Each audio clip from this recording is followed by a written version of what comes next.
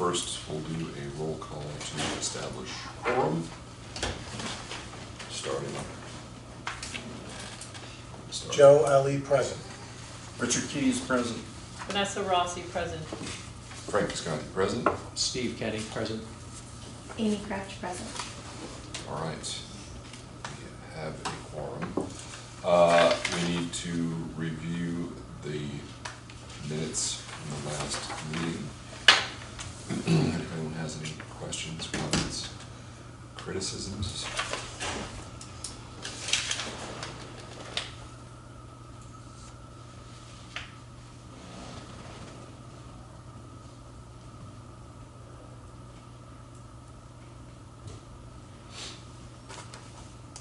Hearing none, do I hear a motion? Motion to approve the minutes? Second. All in favor? Aye. Okay. Public comments to receive oral communications from members of the public. Members of the public may address the Finance Committee for up to 3 minutes. The Finance Committee will not engage in discussion on topics raised during public comment, but may choose to add the topic to a future agenda. This segment will be limited to 15 minutes. Seeing no members of the general public, we can move on. I am not privy to any written or email communications received since September 2nd. I think it is a safe assumption there have been none. But if there are, I'm sure that Erica will address them in the next meeting. So we move on to the Town Administrator's report. Thank you, Mr. Vice Chair. A couple of things have occurred since we last met. Primarily, the certification of our free cash. This year we had a pretty significant balance. It was $3,285,964. You may recall last year it was a little over 2.5 million. At the annual town meeting, the town did vote to rescind our PEG special revenue account. So a big portion of the increase, a little over almost 1.2 million, was a direct result of putting those funds into the general fund. So they became a component of free cash and are available for expenditure at this point in time. We had, in addition to that, we had received an influx of about $1.6 million in state and federal grants combined last year. So that was another component of free cash this year. We're preparing now for our annual audit, and in addition to that, although it feels like we just finished town meeting, or it does for me anyway, we're already starting the fiscal year 2027 budget. The news is not good. We met with our healthcare provider, and we've already been notified to project an 18% premium increase, and that's actually not bad considering what they're seeing. Believe it or not, our experience, our pool's experience is relatively good. What was the increase, 25 to 26? 25 to 26, I think, was 11. 11 points, yeah. Yeah. And normally we would be in, the single digits. For many years we were 4, 6, bad year was 8, but it's just increasing exponentially at this point in time. But even the years we were running at 6, inflation was running at 1.5. Exactly. And you're still talking about a 4x Exactly. increase over real Yeah. It's not a bad business to run a 30% increase in 2 years. So that's And where we're the lucky ones, right? We're relatively modest in terms of some of the increases that they're seeing, yes. So that's going to obviously be one of our significant budget busters this year. Like I said, we're already off to that relatively bad start. MIA also, the Massachusetts Municipal Association, I don't know do you get copies of the Beacon email to you? It's our trade magazine. You do not, all right, I'll make sure that you're all on that list. They just put out a position paper, and it's called A Perfect Storm, Cities and Towns Face Historic Fiscal Pressures. It was in their October issue. I'll send it out so you'll all have, it's a quick read, but it's an interesting read because it's talking about what's happening right now with all of the cities and towns and, you know, rising costs, sluggish state aid is, you know, equaling budgetary pressures for all of the municipal communities. And it also does kind of zero in a little bit on education funding and how communities like ours are being pressured to decrease their education funding, the situation that we're seeing exclusive of an override proposal, whereas the cities, the larger cities, are getting these huge influxes of education funding. So it's kind of creating a little bit of disparity between the two. But as we move into the budget process and the season, it kind of sets the stage for what we're gonna be looking at during this cycle, so, yeah. And it's very early, any rumblings Very from early. the state in terms of the pressure the state's under that could affect? Nothing Nothing. yet. I mean, what we've seen over the years is Massachusetts is not very generous when it comes to state funding of its municipalities, and that's in this report as well. So we've received nothing to indicate to us that we're gonna get a windfall or any additional funding. At this point, we're just kind of budgeting for a 0% increase on our revenue side, so, Yeah. you know. Of the 1.8 million in grants received, state and federal, what was the breakdown of federal to state, do you know, ballpark? I don't know off the top of my head, but I can get that for you. No, it's all right, that's all right, I was just curious as to. Yeah. And obviously, we're anticipating, although it's not 100% sure, you know, a decline this year in our federal grant initiatives. Some aren't coming at all, and some are coming with a lot of strings attached that we haven't had to sign off on in the past. So, you know, we can expect a decline on the revenue side of the balance sheet as well. Of the 18% increase in healthcare costs, what is the breakdown as to how that's carried? Do you know? So, yep, the town pays 75%, and the participant pays 25% Of the increase? of the Or increase. that's always Of the been- increase, Okay, yeah. so that's the Split. ratio that's set no matter what. Correct. So that's the Yes. ratio that carries forth any Yes. increases. Yes. And how do they pay the additional 25% in premiums Mhm. or? In premiums. Okay. There's no, can't play with the co-pays or anything So like that, we or the deductibles? have put in some plan design changes over the last couple of years in hopes of mitigating the impact of the increases we've been faced with. We can certainly do that again. We have to get union buy-in when we do that, but they're pretty competitive right now. We have asked our provider to run us some scenarios with increasing, not co-pays, but deductibles. So once we get that, we may save a little bit, but we might save 1 to 2% by doing that, so. Yeah. I mean, I always think, Yeah, we in this look at case, the it, union, but I would, depends upon your family situation, of course, and depends upon your health. And there's a ton of moving parts to that. There's a ton of variables to that, but, absolutely. and I don't really know what your typical employee demographic looks like, but to me, I'd rather run the risk of maybe having to pay additional deductibles, because they're gonna find a way to get you on your deductible anyway. Of course, yeah. But I'd rather play that game than know that I'm reaching into my pocket for a 25% increase Yeah, and- out of my And we've bi-weekly had, check. as you know, a significant amount of retirements in the last couple of years, so our workforce is getting younger in town, so we may be able to make some changes. Yeah, be nice to do the math on it. And Mm. I think most people would opt for that. Yeah, I'll keep you posted. People are generally optimistic about their health Mhm. for whatever reason.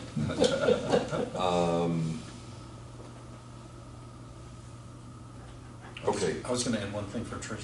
Yeah. So the select board recognized Gene Case at a nice ceremony several weeks ago, so. oh, did they? Cool. Yeah, I came up, Bob Tar, Senator Tar was here and Kristen Kastner, so the select board presented him a certificate and and both Senator Tar, one from the Senate, Nice. and then Yes. Kristen Kastner, one from the House, so. 100 years of town service? Yes. I'm sure it felt like it. Yeah, he actually got up and said, yeah, I started teaching at Newbury Elementary in 1965. Then he went over to the NOC in 1972 when it opened up. Then he ended up being like the assistant superintendent. He oversaw basically the upgrade to Newburyport High School in the early 2000s. And then he went on the school committee and then on a finance committee, so. Yeah, so it was a very nice ceremony. And this, He didn't actually retire that long ago, did he? Retire from teaching that long ago? I mean, he must have taught forever, because I kind of remember him having been recently retired from teaching. yeah, he was the assistant superintendent of the Newburyport school system, so. Yeah, but when did he leave that? Do you know what year he I don't know finished if it that? was 2000, so they did that reconstruction, and I think it ended like 2005, Yeah. somewhere in there, so it was Yeah, after so- that.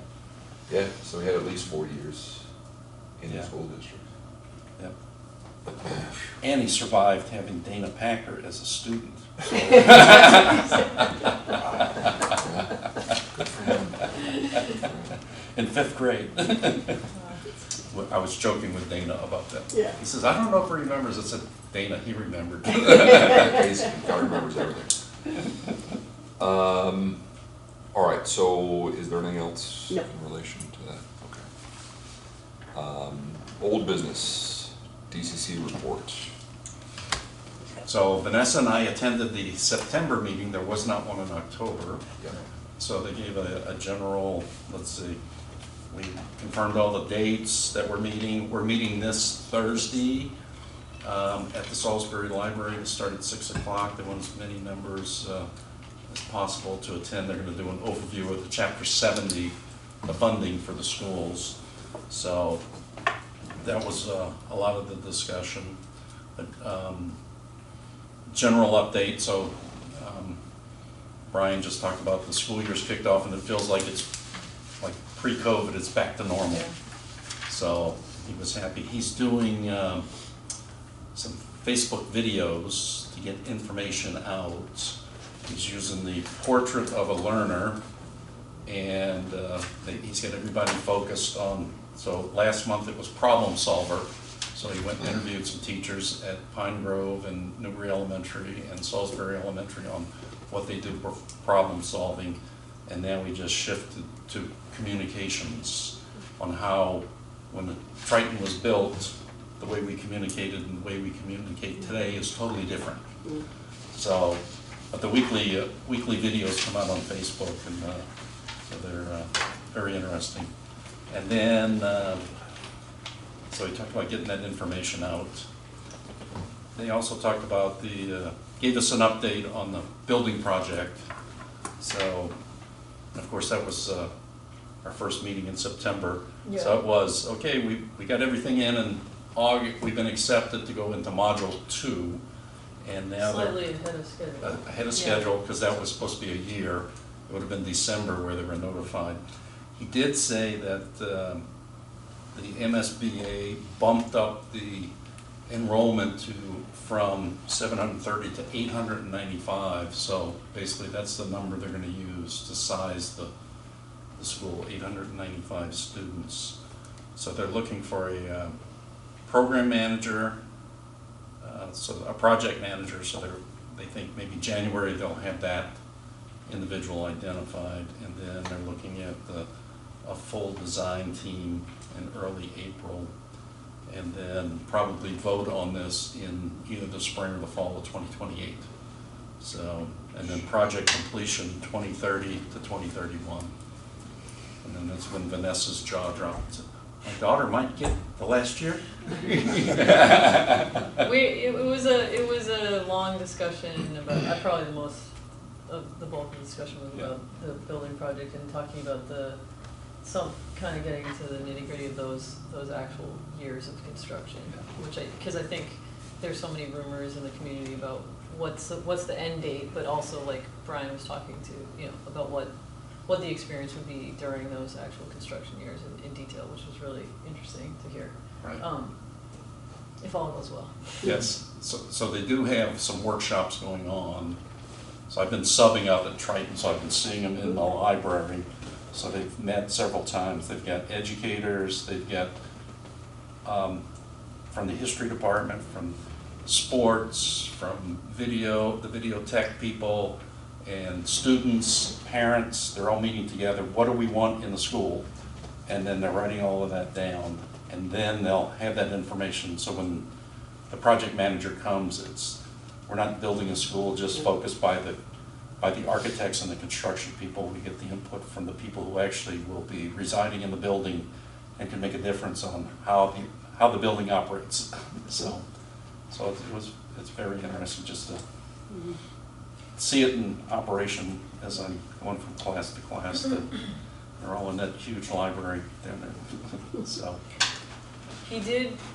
There was a little bit of a side conversation at one point about, he mentioned that there's been discussion over the years about the idea of actually changing the elementary school to 1 through 5 and incorporating 6th grade into the middle school, and the pros and cons of that, which it doesn't sound like that's being heavily debated or is it seriously on the table, but it's something that they're considering when they're talking about the population and you know, all the academic and social ramifications of that. So we got into a little bit of people had some comments about that, questions about that, because obviously our community is unusual that our elementary school is 1 through 6, but I think a lot of people like it that way. But yeah, it is not common. So. Right. So. Did you see the thing published in October about the growing noise at the State House that MSBA funds favor too heavily wealthier communities and leaving the underserved to go begging in dilapidated buildings? Yeah, I heard that. Yeah, it's been. It sounds like the disinformation. Yes. Yeah. And Because I timing on that's not great. But yet, Chapter 70 tells a very different story. So. Indeed. Anything else about DCC?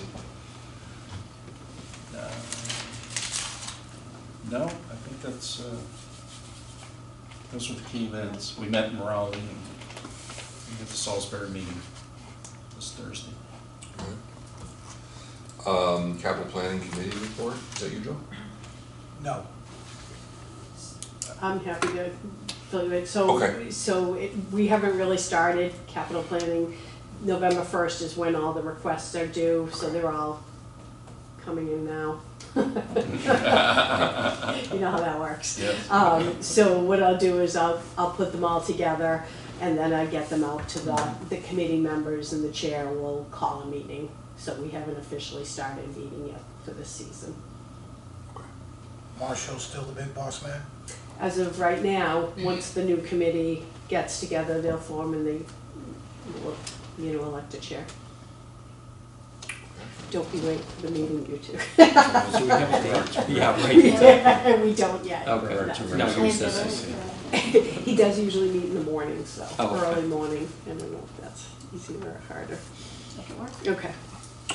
Scheduled upcoming meetings, as Richard mentioned, Thursday, 6 o'clock, Salisbury Town Library. For anyone who can attend, that is DCC. Otherwise, our next meeting is slated for Tuesday, December 2nd at 7 p.m. Unless anyone takes issue with that. And then I guess the following will be January 6th at 7 p.m. Okay. Is there anything else?